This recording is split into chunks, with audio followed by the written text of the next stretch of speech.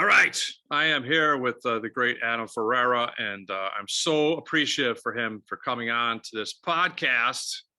He's done so many things, and he's been everywhere. He knows everybody, and I thought I lost him today because my pronouns are not bi-coastal. I'm What? East Coaster.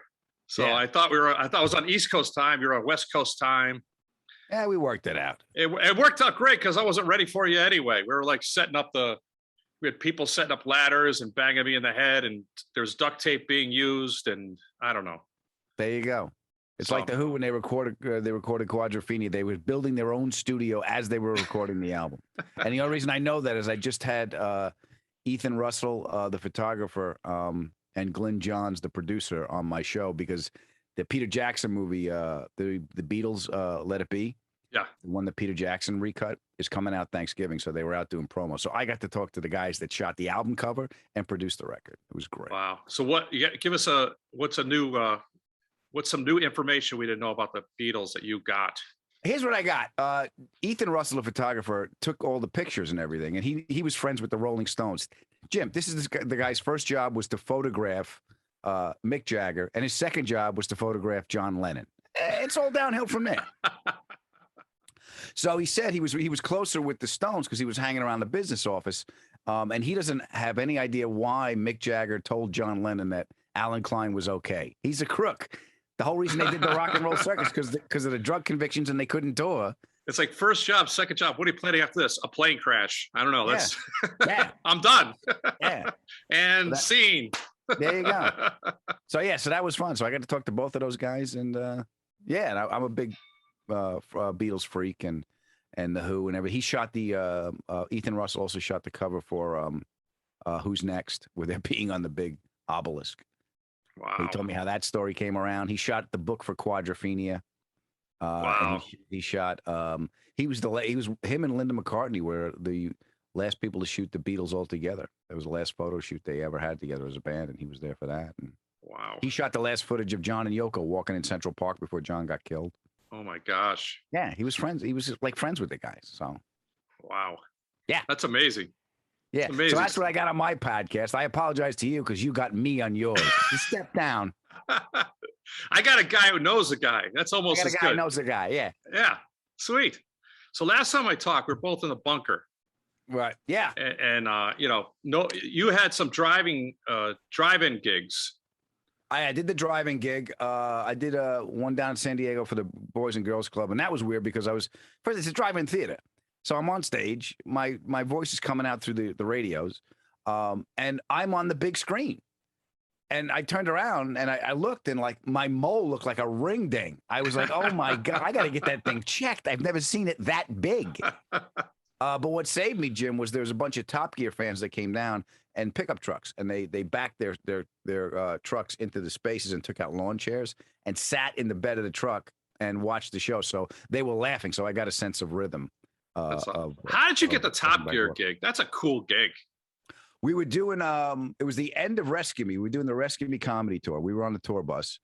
It was me, Dennis, Lenny, Clarke, Kenny Rogerson, and the band, right? So we leave one gig. We're on the bus. And Dennis goes to me and Lenny, goes, what do you guys think about doing maybe 3 or 4 more episodes and then we end the run of Rescue Me? And I said, no. I said, Lenny and I, we don't have Ice Age money, you skinny Irish fuck. Think of us. The hell is wrong with you? And we want to work. Yeah, and he started laughing. So he said, I think we'll do like maybe 10 or 12 more, and FX will cut it into 2 seasons, whatever the deal was. So we shot straight through for the next year. So you know this business, right? It's you dance where the music's playing. So right. I got to come up with another gig. So I was doing stand up, and I always wanted to do a car show. So I did this car show for history, and they didn't pick it up, but they liked me. They didn't pick up the pilot, but they liked me. And they said, we have the rights to Top Gear. And I said, don't screw it up. I said, it's a great show. Don't screw it up. They go, we want you to be in it. I go, I don't want to screw it up. Don't put that on me. I said, look, I have no interest in being, a clone of Jeremy Clarke. He goes, no. We want you to be your personality in the context of the show. I'm like, yeah, I don't know. And he's like, well, do you want to meet the people producing it? And the reason I took the meeting was it was the BBC. It was the people that produced the original. So I knew it wasn't just, some knockoff, some Rolex, with a K, down. In its cars, you don't get the snotty thing where they're like, I like the English version better. Have you seen the English version? Like The Office. You can't say I like The Office without somebody standing up and going, I like it. Have you seen the English? Oh, yeah, you're a world traveler. You've seen the English version. You're much well read than I could possibly be. We used to get that all the time. Like, I like the English version better. I go, ours is in English too. Okay. Yeah. We used to be part of it. There was 13 of us. There was a problem. England, we won the war. Okay. You wore red jackets to a gunfight. It's not our fault. Yeah. You marched in a straight line, dressed like targets in the woods. This is we hid behind the trees. Sorry. Yeah. So I met the guys, I met the producers, and the audition wasn't like any audition I didn't go to a studio. I didn't go to a producer's office. They said, go to this church parking lot, look for this Mitsubishi Evo and a couple of guys with cameras. So like it was a ransom drop. Go to the parking lot, no cops. So I get there and there's a Mitsubishi Evo and there's Rut and Tanner and a bunch of camera guys, and they had interior cameras. So they just put us in a car. Tanner starts doing donuts. Rut starts complaining. I started telling him stop complaining, and then we just did it. I left. Now, I went back, Jimmy. I went back like 3 or 4 times. Finally, I said, "Listen, I ain't the guy. If you're gonna keep calling me back, this shit ain't changing. All right? I've driven over the hill from my house 4 times. Make a friggin' decision." I started. Listen, I don't have a nice car. I'm not sure I can make it back for the 4th trip without a job. I was like, "You're gonna cover my gas, pains in the ass." Right. So they all started laughing, and then I was on tour. No, I was laying in my bed in my apartment in New York. I'm my California. I was in New York, and the phone rang, and my manager goes, "You got the Top Gear gig." I go, "Finally!" Wow! They finally came up with a friggin' decision. Wow. Yeah. She goes, well, "What do I tell them? Do you want to take the gig?" I go, "Yeah, but don't tell them today. Make them wait." So I waited a day. I like that. Yeah. And now have you ever been up for something and you just thought, I totally blew that, and then you got it?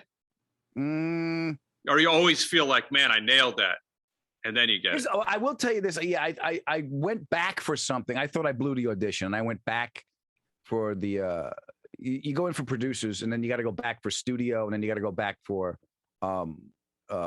network, and then and now we're gonna light the hoop on fire. Adam, jump through this. Right. So I did the initial audition. I thought, well, I ain't gonna hear back from these people, and they brought me back. So but I didn't end up getting the job. So I don't know if that answers your question. The worst thing is when they fawn all over you in the room. That's when you don't have it. Oh, right. Because they're like, "Oh my God, you were so great. We've been hearing this all day. It's like we're hearing it for the first time. You're wonderful." Which means you're not getting the part. "We're sorry we dragged you all the way over the hill in traffic. Go home." That's California. That's when because if you're really good, they're not going to say anything because they got to negotiate with your agent. So they don't want you to know that they want you. Whenever I work in LA, it's so awkward when they do that. You're like, yeah, okay. You're kind of supposed to be funny. You're supposed to be funny. It's not, Yeah, nothing's real. Yeah. And they just, in case you make it, they're gonna tell you, Yeah. Oh, LA, Jim, everyone's a genius. Everyone's a genius out here. You didn't know that? Everybody. He's a genius. Okay. Do you notice when you're doing your act, they they empathize. You say, "Oh, my girlfriend just broke up." Oh, and you're like, "Shut up! There's a punchline coming." Stop it. Don't feel bad for me.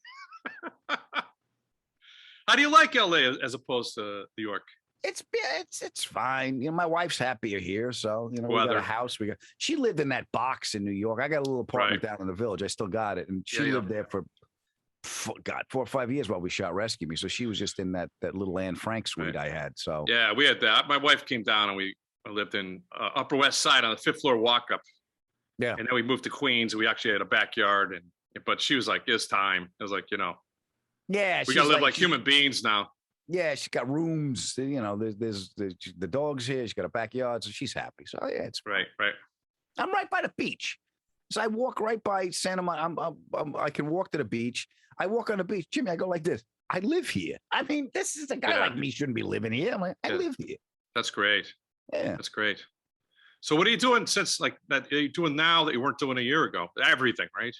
Well, yeah, it's just things are really, things are back now. So I was just in the podcast. I'm really loving my podcast. I'll plug it. It's By the called way, Adam I love your podcast. Oh, I thank listened you. the other day and I'm like, wow, this is what a podcast is supposed to sound like. I apologize, Adam. But that's what happened. I started it right before the pandemic, and I built this little studio. I built it. The guy finished hooking it up pretty Right, much. I'm in my right. garage, Jimmy. Right. I mean, I'm out here. She's happier in the house. I got 3 garages. Not one of my cars are in the garages. I'm in one of them. I'm being phased out. I'm moving closer and closer to the street. So I finally finished. They finished this little podcast studio, so I could devote a lot of time for that. But now that everything's coming back, there's stand-up. I'm on the road. You can go to my website to check tour dates. I don't know when this is going to drop, but you can check my tour dates. So I'm still doing that. I'm still doing the car stuff. I just Well, shot where do they go for the tour dates? AdamFerrara.com. You can go to the AdamFerrara.com for all tour dates. I just had a great time at the Mohegan Sun Casino. That's always a lot of fun. Are you coming anywhere near Boston again? I think so. Yeah, I know the end of the year I have.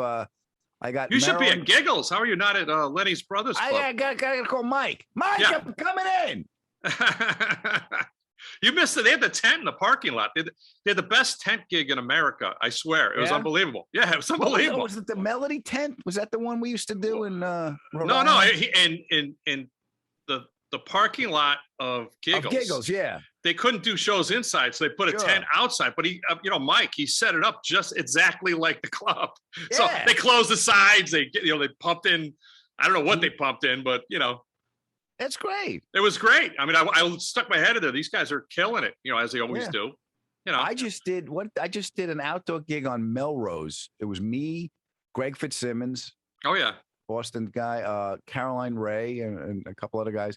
And we were in an alley. We were on Melrose between two. There's the store here. There's an empty alley. It's paved. They set up a stage. And, all right, let's do this. Yeah. Yeah. Now after COVID, we could do comedy anywhere. We're like a literal Well, I did the airport Cellar. hangar. Sure. I went back to New York and I did the Cellar. They had that glass booth, like that. Oh, really? The booths you're in where they fly dollar bills around. You get 30 seconds to win your Oh rent. yeah. That's the kind of thing I was like the old peep shows. There I am. That's what the quarter runs stage out. is like. You're behind glass. Well, it was. Now it's back up and running, and it's great. But Yeah. during the pandemic, they did that, so I did that gig. And then I did some bunch of online stuff, and everyone just rooftop stuff. You just keep doing what you can do. I'd love to see like Dennis Leary in the fish container, just to smoke alone. If we did like a 45-minute set, you wouldn't even see him by the end of the set. It'd just be like a block of smoke. Yeah, come out like a ham. Wow. Yeah. So I don't know. I can't wait to see you come back up here, man. I mean, you're an adopted Boston act. You know that. Yeah, it's and I really love Boston because of my friendship with Lenny and Dennis. Right. Everyone thinks I'm from Boston. I'm like, listen to me. I don't sound anything like you guys. Well, if you know Lenny, you know everybody. Yeah, Lenny's the mayor. Yeah. Lenny would call me up. He goes, all right, pal, go back to New York. You ever going to come in and I'm not here? Take this number. This guy's a sheriff. If you got a glow on, he'll make sure you make it where you got to go. But, all right. Yeah, he's a good guy to have. If you got pick one, that's the Lenny one to pick. was Lenny. So I had Lenny on the show. Right. And my mother hears the show when I send it to her because she can't figure out how to download. She just can't. It's easy. It's like I'm on the Why Women Kill show on CBS, the streaming service. Yep. It's Jim. It's easier for me to hire Lucy Liu and the rest of the actors and just go act it out in my mother's living room than it is to tell her how to stream the damn thing. So I sent her. She can't download attachments or anything. I don't know how the hell I got her the Lenny episode, but she keeps playing it and playing it and playing it. It doesn't matter who I have on. She goes back to that one. I had Brooke Shields on a couple. I said, Ma, the Brooke Shields one you like. I heard the Brooke Shields one. That was I great. said, talk about it. Go listen. He goes, I tried. I can't get it. I went back to the Lenny one. Still laughed. Still good. Okay, Ma. I was just thinking, I don't watch Why Women Kill with my wife because I don't want to give her any ideas. She's like, I get it. Yeah, I get it. Yeah, I was on the first season. It was fun. It was a fun show to do. It was it took place. Mine was fun to do because it took place in the 60s. So I was, they greased my hair down and they gave me a pork pie hat. It was like my Uncle Tony. Oh, that's cool. Yeah, and I got to so I go to the prop guy, Jim. I like, listen, my character, I think, would drive a 62 Caddy. He's that kind of guy. And they're like, who are you? I ended up with a Ford Fairlane. So that's not bad. Man. That ended Andrew Dice Clay's career, but that movie, yeah. Yeah. I drove one. We did an episode in Cuba, and they gave me like it was a 50, I'll say 56 Ford Fairlane. Yeah. And so we're in Cuba, and our production manager came over and goes, hey, listen, this ain't like home. We break a fan belt, the show's over. There's no Pep Boys. We can't, don't beat on these things. Said, okay. Because they're just power strokes because that's what they can get. Right. So everything down there is Frankenstein together. The guy who owns this car is shorter than me. So the seat's welded. So this is where I am. I'm driving like this. The seat's welded. I felt bad for Rut had a 57 Chevy wagon, which is like a gold mine. A Nomad, right? I think it was the Handyman because the B pillar was straight. The Nomad had the slanted B pillar and had the chrome on the trunk. Yeah. The Handyman was straight with more ripped down thing. Okay. Stripped down thing. So he's driving it. And that's like gold down there, Jim, because you can get more people in. So you make more money driving people back and forth because you pay by the person. So, but he's driving, it's left-hand drive, but it's a backward dog box transmission from Australia. And it's not labeled. So first gear is out, up, and over. So you're going all the way over here for first gear, and he's got to figure it out.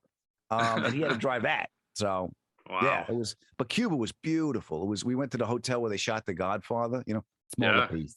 We sat right up there. They treated us like gold. But it was abject poverty, but beautiful, really, really beautiful, and wonderful people. They were really nice to us. There's a short window where I had a shot at going on one of the cruises going in there, but that window is closed. It may open again. We'll see. Yeah. Anyway, but yeah, no, that was a lot of fun, and I drove a Fairlane in that. That's so cool. Yeah. Adam, thank you so much for coming on. Good you to are see the you, my best. friend. You're always the best guest. You're funny. You got great stories.